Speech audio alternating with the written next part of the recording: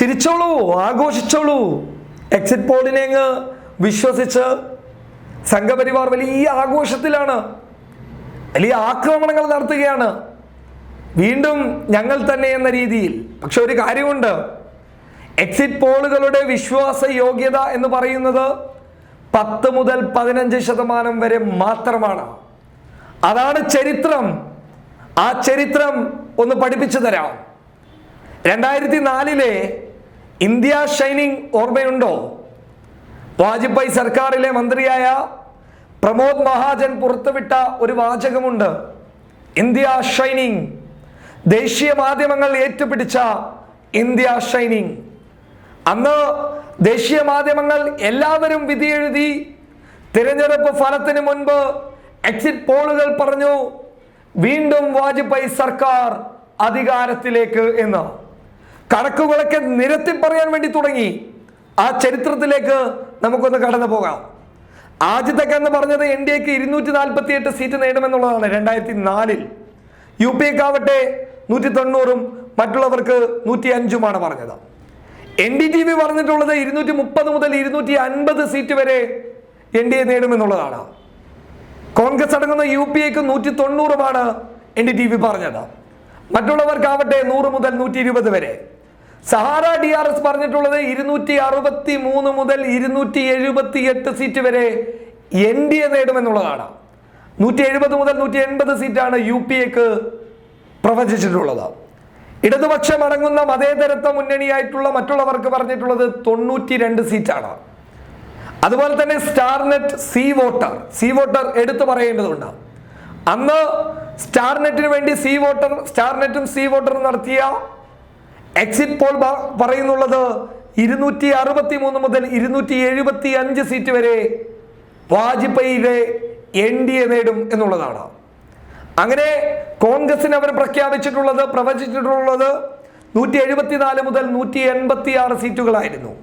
മറ്റുള്ളവർക്കാവട്ടെ 80 മുതൽ 90 വരെ എന്നാണ് പറഞ്ഞിട്ടുള്ളത്. അങ്ങനെ ഒരു ആവറേജ് എടുത്തു കഴിഞ്ഞാൽ അധികാരത്തിലേക്ക് NDA എന്ന് തന്നെയാണ് കണക്കുകൾ സൂചിപ്പിച്ചത്.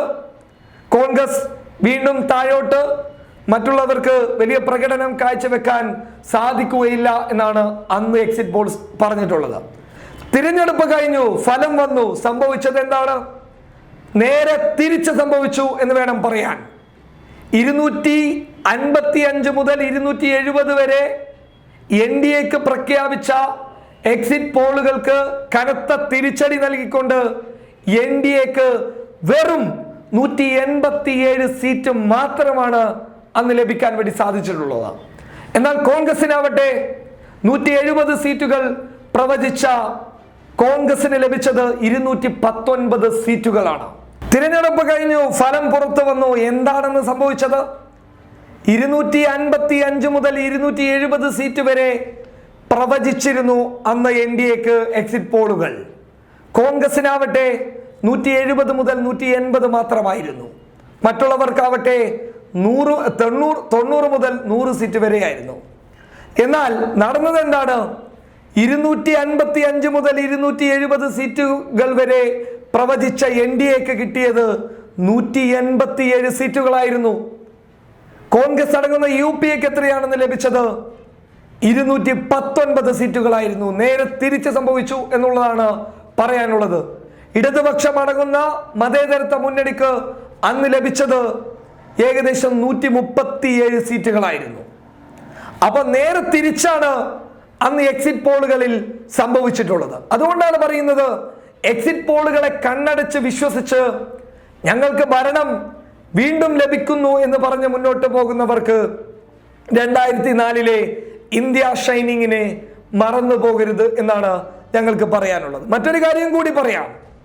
ഇവിടെ ആം ആദ്മിയുടെ കടന്നുവരലിനെ ആർക്കെങ്കിലും മുൻകൂട്ടി പ്രവചിക്കാൻ വേണ്ടി സാധിച്ചിട്ടുണ്ടോ?